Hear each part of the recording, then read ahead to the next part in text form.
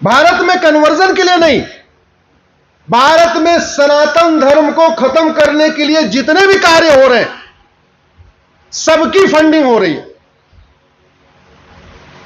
ऐसा एक भी राष्ट्र विरोधी कार्य नहीं है जो फ्री में हो रहा है। एक भी राष्ट्र विरोधी कार्य ऐसा नहीं है जो मुफ्त में हो रहा है। सबकी कुछ लागत है और उस लागत के लिए पैसे आ रहे हैं। आप गूगल करना, Bengal border BSF commandant 20 crore, ऐसा गूगल करना आप। एक बंगाल के बॉर्डर के बीएसएफ के कमांडेंट के यहां से 20 करोड़ रुपए मिला है छापेमारी में। वो किस लिए था? वो गायों को सब जाने देता था। जो काऊ स्मगलर थे उन्होंने 20 करोड़ रुपए उस बीएसएफ के कमांडेंट को दिया था। अब आप सोच सकते हैं कि 20 करोड़ रुपए में उसने कितनी गायों को जाने दिया होगा। अब हम लोग होता क्या है पता नहीं, जानबूझ के करते हैं, अनजाने में करते हैं। गाय बचाने की बात करने वाले भी कभी करप्शन के खिलाफ कठोर कानून की मांग ही नहीं करते। पता नहीं वो अनजाने में है या जानबूझ के करप्शन में बोलना नहीं चाहते। गाय तस्करी का मूल कारण भ्रष्टाचार है। थाने से शुरू होता है, बॉर्डर तक होता है। जिस थाने से गाय उठाई जाती है वहां के हवलदार थानेदार को पैसा जाता है, फिर जिला क्रॉस करता है, अगले जिले में जाता है और उस रास्ते में जितने थाने पड़ते हैं सारे थाने पे बधा होता है पैसा। तो अगर आपको वास्तव में गाय की बड़ी चिंता है तो सबसे पहले भ्रष्टाचारियों को फांसी देने के कानून की मांग करिए। गाय अपने आप बच जाएगी, आपको कुछ नहीं करना है। भ्रष्टाचार खत्म, गौहत्या खत्म।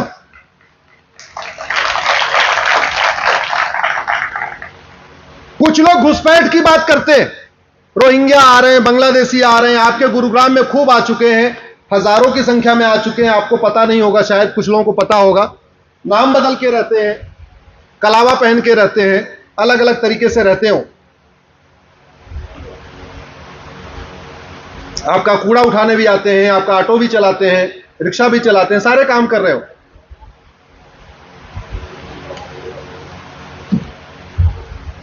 मैंने एक पीआईएल फाइल किया था 2017 में। 2017 में जब मैंने पीआईएल फाइल किया था घुसपैठियों को बाहर निकालने के लिए, उस समय मैंने राज्यवार आंकड़ा दिया था। सुप्रीम कोर्ट में मैटर चल रहा है अभी। उस समय मैंने कहा था कि भारत में 5 करोड़ बांग्लादेशी रोहिंग्या आ चुके हैं। 2023 में तो संख्या और बढ़ चुकी होगी, उनके बच्चे भी पैदा हो चुके होंगे। घुसपैठिए बगल में भूटान क्यों नहीं जाते, भारत में क्यों आते हैं? ये बांग्लादेशी रोहिंग्या चीन क्यों नहीं जाते, भारत क्यों आते हैं? किसी और देश में नहीं जाते, भारत में ही क्यों आते हैं?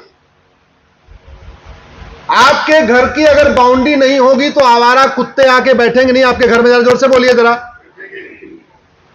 और एक बार आपने जोरदार लाठी मार दिया, एक को भी मार दिया, वो दोबारा पलट के आएगा कि नहीं? नहीं है। स्वाभाविक सी बात है। जिस खेत में बाढ़ नहीं होगी आवारा जानवर आके बैठेंगे ही बैठेंगे। ऐसे जिस देश का कानून कठोर होगा वहां घुसपैठ होगी 100% होगी। हमारे पास घुसपैठियों के खिलाफ कोई कठोर कानून ही नहीं है, एक भी नहीं है। और घुसपैठ का मूल कारण भ्रष्टाचार है। बहुत जिम्मेदारी के साथ कह रहा हूं, बॉर्डर पे घुसपैठिए 2000 रुपए दे के आते हैं, 2000 रुपए। और 2000 जो लेने वाले बीएसएफ के सिपाही हैं वो हमारे ही आपके भाई बहन होंगे। इस समय बीएसएफ में बंगाल के बॉर्डर पे ड्यूटी लेने के लिए बड़े बड़े मंत्रियों की सिफारिश होती है। अगर 2-3 साल वहां बंगाल के बॉर्डर पे ड्यूटी मिल जाए तो समझो 2-3-4 बीघे खेत, नहीं तो एक आध 3 बेडरूम का फ्लैट, नहीं तो 200-300 गज का प्लॉट, इतना सिस्टम बन जाता है। बड़ी जिम्मेदारी के साथ कह रहा हूं। घुसपैठिए बॉर्डर पे घूस दे के आते हैं और कॉमन सर्विस सेंटर बना हुआ है, आप खूब बना होगा, आपके मोहल्ले में भी होगा। 2000 रुपए में आधार बनवा लेते हैं, मात्र 2000 रुपए। जैसे ही आधार बन गया फिर 2,000 रुपए दे के राशन कार्ड बनवा देते हैं। पैसा कितना हो गया? 6,000। 2,000 बॉर्डर पे दिया, और 2,000 आधार वाले को, 2,000 राशन कार्ड वाले को। 6,000 रुपए में घुसपैठिया गुड़गांव पहुंच गया और 2 डॉक्यूमेंट भी तैयार। उसके बाद नगर निगम के बाबू को 2,000 रुपए देता है, बर्थ सर्टिफिकेट बनवा लेता है। उसके बाद 3,000 से 4,000 रुपए देता है, आरटीओ ऑफिस में ड्राइविंग लाइसेंस बनवा लेता है। उसके बाद 2,000 रुपए वो पटवारी लेखपाल को देता है और अपना वोटर आईडी बनवा लेता है। 12 से 15,000 रुपए में बांग्लादेश का एक घुसपैठिया भारत के गुड़गांव पहुंच जाता है, फरीदाबाद पहुंच जाता है, जयपुर पहुंच जाता है, अजमेर पहुंच जाता है, चंडीगढ़ पहुंच जाता है और पूरे डॉक्यूमेंट बना लेता है। और फिर प्रधानमंत्री जी की मुफ्त मकान योजना का लाभ लेता है, मुफ्त में सिलेंडर लेता है, मुफ्त में राशन लेता है, क्योंकि उसका जो राशन कार्ड होता है गरीबी रेखा के नीचे वाला होता है। तो 15,000 रुपए में घुसपैठिया भारतीय बन जाता है और उसके बाद लगभग 10 से 15 लाख रुपए की योजनाओं का फायदा लेता है। ये जो मुफ्त की योजनाएं हैं किसके पैसे चलती है? जोर से बोलिए जरा। अरे भैया कहने में शर्म आती है, हमारा पैसा। बोले किसका पैसा है? आपके पैसे से घुसपैठिए आ रहे हैं, बस रहे हैं और बाद में क्राइम भी फैला रहे हैं। और आप अगर मौन है तो आपसे ज्यादा समझदार कौन हुआ? समझदार है कि नहीं आप? इससे समझदार कोई हुआ क्या? अरे भैया जागो, जागो। ये करप्शन बहुत हमारे लिए कैंसर है, ये कैंसर है। और एक बार जब उसका सारा सिस्टम हो गया और इलेक्शन का टाइम आ गया तो फिर तो वो वोट जीवी नेता उसके पक्ष में खड़े हो जाते। जैसे निकालने की बात आएगी वोट जीवी खड़े हो जाएंगे, बोले ना ना ना ना, ये तो देखो दलितों पे अत्याचार हो रहा है, अल्पसंख्यकों पे अत्याचार हो रहा है। और एक बहुत बड़ा खतरा मैं आपको बता रहा हूं, अगले 5 साल 10 साल के बाद शुरू होने वाला। ये ज्यादातर घुसपैठिए हिंदू नाम से अपनी आईडी बनवा रहे हैं। 5 साल के 10 साल के बाद ये संगठित रूप से इस्लाम कबूल करेंगे जगह जगह। एक्चुअल में मुस्लिम ही है, लेकिन अभी वो हिंदू नाम से आए हुए हैं थोड़ा अपने आप को सेटल करने के लिए। जैसे यहां 10-5 साल रह जाएंगे, प्रधान पार्षद सबसे बढ़िया सेटिंग हो जाएगी, 2-4 बार वोट दे लेंगे, फिर बोलेंगे जी मैं तो कन्वर्ट कर रहा हूं। तो 10 साल के बाद पूरे भारत में एक नया खतरा शुरू होगा। अरे बाप रे बाप, देखो गुड़गांव में इतने लोग कन्वर्ट हो रहे हैं, फरीदाबाद में इतने कन्वर्ट हो रहे हैं, दिल्ली में इतने कन्वर्ट हो रहे हैं। वो कन्वर्ट एक्चुअल में अभी कन्वर्ट है, वास्तव में अपने असली उस पर जा रहे हैं।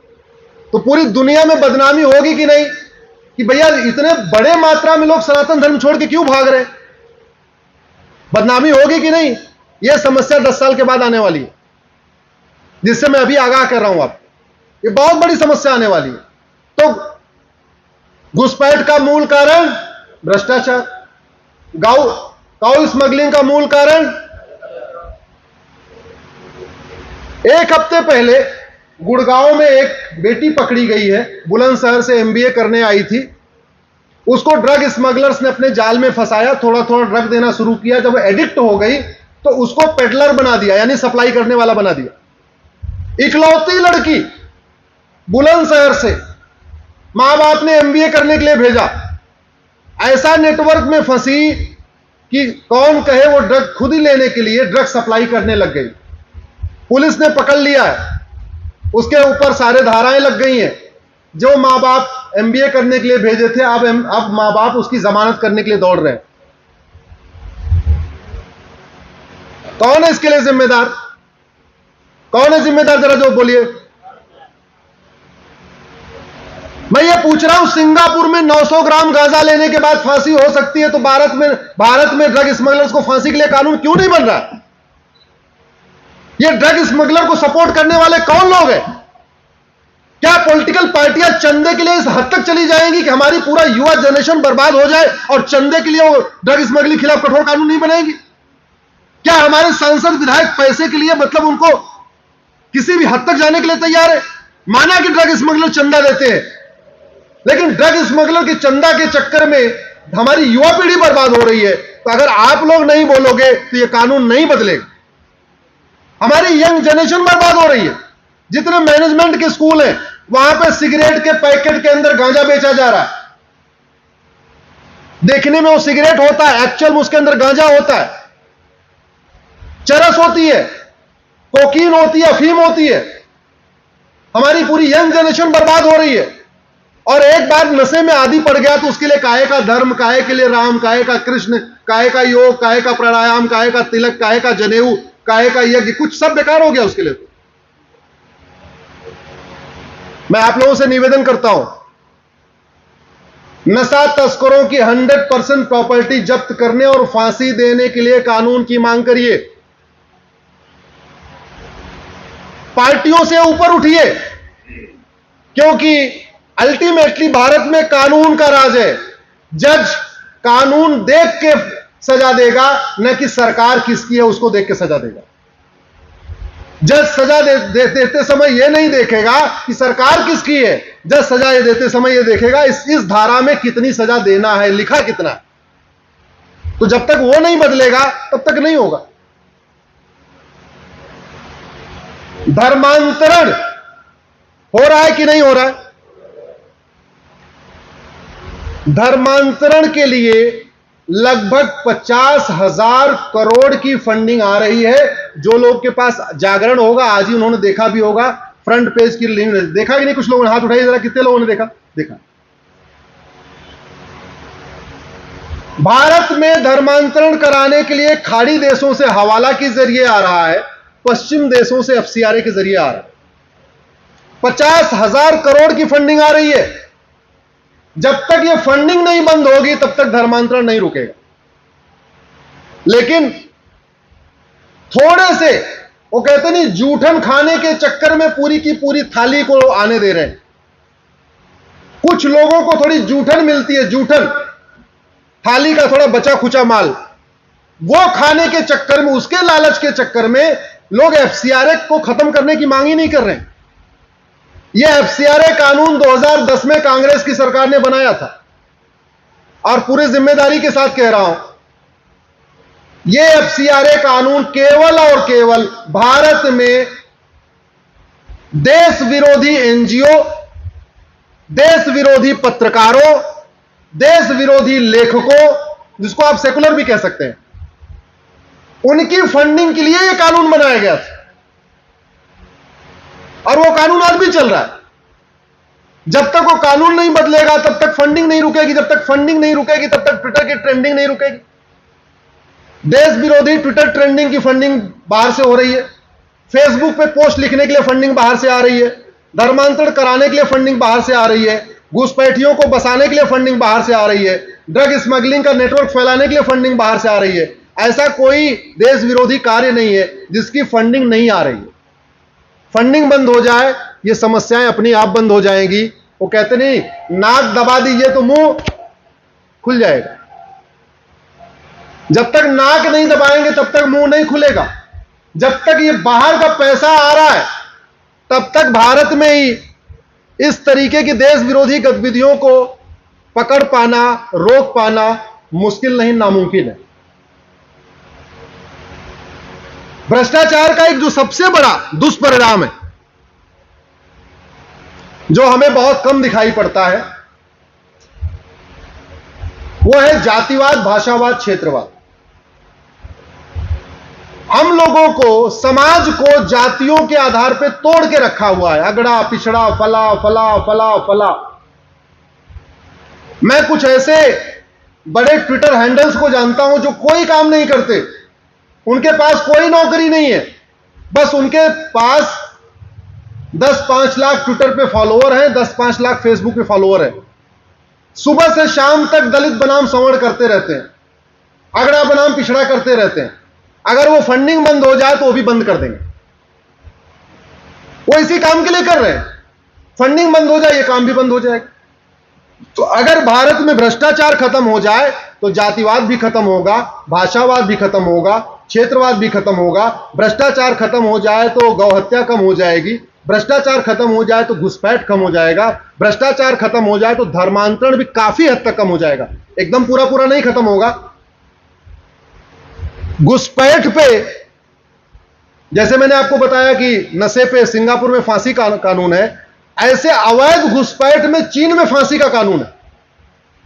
आप चीन में अवैध रूप से घुस गए तो फांसी होगी, और चीन में तो भ्रष्टाचारियों को फांसी देने का कानून है। एक गवर्नमेंट कंपनी के जीएम ने एक वेंडर से 2 लाख युआन लिया था। यहां जो लोग बिजनेस व्यापार करने वाले हैं वो ज्यादा अच्छी जानते हैं भ्रष्टाचार का, उनको कितना लेन देन करना पड़ता है, उनको एक्सपीरियंस है। एक गवर्नमेंट कंपनी के जीएम ने 2 लाख युआन लिया था, उसको फांसी दे दिया उन्होंने। फांसी दिया है, फांसी, आजीवन कारावास नहीं। और गूगल कर लेना, कुछ दिन पहले तो चीन के कानून मंत्री को फांसी हुई है। चीन के कानून मंत्री को फांसी हुई है, थोड़ा सा कहीं पैसा ले लिया था। बात मैं फिर से यही कह रहा था, भारत में सब कुछ है। दुनिया के सबसे ज्यादा धर्मगुरु भारत में, सबसे ज्यादा मौलाना भारत में, सबसे ज्यादा पादरी भारत में, सबसे ज्यादा सांसद भारत में, सबसे ज्यादा विधायक भारत में, दुनिया के सबसे ज्यादा जज भारत में, दुनिया की सबसे बड़ी पॉलिटिकल पार्टी भारत में, दुनिया का सबसे बड़ा राष्ट्रवादी संगठन भारत में। लेकिन घूसखोरी खत्म हुई क्या? जोर से बोलिए। जमाखोरी, मिलावटखोरी, कालाबाजारी, क्योंकि हमारा सब कुछ वर्ल्ड क्लास है, बस कानून हमारा थर्ड क्लास है। कानून हमारा थर्ड क्लास है, और कानून को वर्ल्ड क्लास बनाने की कोई लागत, तो आप लोग सोच रहे होंगे यार ये सब कुछ वर्ल्ड क्लास है तो कानून थर्ड क्लास क्यों है? ये गलती से नहीं है। अगर आप ध्यान से देखेंगे तो भारत में जो काम होते हैं उसका 2 कारण होता है, और उसके लिए आप ही लोग जिम्मेदार हैं। या तो वोट के लिए काम होता है, या तो नोट के लिए। हाईवे बनता है क्योंकि जहां से हाईवे गुजरता है वहां के लोग वोट देते हैं, और जितने का टेंडर होता है उसका 20%, जोर से बोलिए जरा, 20%, ठीक है 20% ज्यादा है, कम है? हम एवरेज लेके चल रहे हैं, कहीं 30 भी होगा, झारखंड में 40 भी होगा, कहीं ज्यादा होगा, एवरेज 20%। तो वर्ल्ड क्लास हाईवे बनता है क्योंकि जिधर से हाईवे गुजरा वहां से वोट, और जितने का टेंडर उसका 20% नोट। हॉस्पिटल बनती है, जहां हॉस्पिटल बनती है वहां से वोट, और जितने का टेंडर उसका 20% नोट। स्कूल बनता है, जहां बनता है वहां पे वोट, और जितने का टेंडर उसका 20% नोट। ध्यान से देखना, आप थोड़ा अपने सोचने को आप अलग तरीके से सोचो कि जो काम हो रहा है वो क्यों हो रहा है, और जो काम नहीं हो रहा है क्यों नहीं हो रहा है। तो जहां जहां वोट और नोट का फायदा दिखता है वो काम होता है, अभी तक होता आया। कुछ काम एक्सेप्शन है, आर्टिकल 370 हटाना एक्सेप्शन है, और भी कई सारे काम एक्सेप्शन है। मैं सबको एक बराबर तराजू में नहीं तोल रहा हूं। आप चूंकि हमारे सामने बैठने वालों से मैं बात नहीं कर रहा हूं, मैं करीब 2 करोड़ लोगों से बात कर रहा हूं, इसलिए मैं एक जनरल बात कर रहा हूं। जहां जहां वोट दिख जाए वो काम हो जाएगा, जहां जहां नोट दिख जाए वो काम हो जाएगा। लेकिन जिससे भ्रष्टाचार अपराध खत्म होगा उससे एक तो नोट का नुकसान और वोट का कोई फायदा नहीं, क्योंकि आप लोग मांग ही नहीं कर रहे, डिमांड कर ही नहीं रहे। तो भ्रष्टाचार के खिलाफ कठोर कानून बनाने में, ड्रग स्मगलिंग के खिलाफ कठोर कानून बनाने में, काऊ स्मगलिंग के खिलाफ कठोर कानून बनाने में, ह्यूमन ट्रैफिकिंग के खिलाफ कठोर कानून बनाने में ना वोट का फायदा ना नोट का फायदा, पुलिस रिफॉर्म करने में ना वोट का फायदा ना नोट का फायदा, जुडिशियल रिफॉर्म करने में ना वोट का फायदा ना नोट का फायदा, इलेक्शन रिफॉर्म करने में ना वोट का फायदा ना नोट का फायदा। इसलिए जो फायदा ही नहीं तो किया ही नहीं, और जब तक इसका फायदा दिखाई नहीं पड़ेगा तब तक नहीं होगा। तो फायदा कैसे दिखाई पड़ेगा? आप लोगों को यह डिमांड करना पड़ेगा। डिमांड करने का तरीका यह है, और कुछ नहीं कर सकते। शादी विवाह के लिए छुट्टी करते हो, बच्चों के साथ घूमने के लिए छुट्टी करते हो, पार्टी करने के लिए छुट्टी करते हो, बर्थडे मनाने के लिए छुट्टी करते हो। अरे कम से कम एक दिन देश के लिए छुट्टी करो, एक दिन तो छुट्टी करो। और छोटे छोटे ग्रुप बनाओ, 50 आदमी का ग्रुप बनाओ, 100 आदमी का ग्रुप बनाओ, और जिसकी जहां तक पहुंच है वहां पहुंच जाओ। जिसकी विधायक तक पहुंच है विधायक को पकड़ो, जिसकी सांसद तक पहुंचे सांसद को पकड़ो, जिसकी मंत्री तक पहुंचे मंत्री को पकड़ो। और एक ही सवाल पूछो, भाई साहब ये बताओ, ये सिंगापुर में तो इतना भ्रष्टाचार अपराध है नहीं, भारत में क्यों है? भाई साहब ये बताओ, दुबई में तो भ्रष्टाचार अपराध है नहीं, भारत में क्यों है? इतना तो पूछ ही सकते हो, अगर धाराएं याद नहीं है, कानून याद नहीं है, इतनी बात तो याद ही है ना कि जो कुछ भारत में हो रहा है वो दुबई में नहीं हो रहा है। इतना ही पूछो भाई साहब, ये चीन में साक्षी की हत्या क्यों नहीं होती, भारत में क्यों हो रही है? तो कुछ तो बताएंगे। और जो लोग, कुछ लोग कहते हैं समाज, तो चीन का समाज नहीं निकलता साक्षी के खिलाफ, सरकार सुनिश्चित करती है। जब एक बार आप सब लोगों ने मिलकर तय कर लिया कि भाई हमने घर के सामने सिक्योरिटी गार्ड बैठाना है और बैठा दिया, अब अगर कोई आके घर में एंट्री करे तो सिक्योरिटी गार्ड की ये थोड़ी कहेगा एक काम करो आप अपना घर देख लो, हम तो बस बैठे रहेंगे। ये काम है क्या? जोर से बोलिए जरा, आप समझो जरा। आपने अपने घर के सामने गेट पे 2 गार्ड बैठा दिए, उस गार्ड का यही काम है कि अगर कोई अवैध रूप से आ रहा है तो उससे बहस करे, उसको मारे पीटे, धक्का करे, जो कुछ करना है करे, घर के अंदर ना आने दे। आपकी ड्यूटी थोड़ी है। अगर आप ही को करना, सिक्योरिटी गार्ड का लिए रख लिया।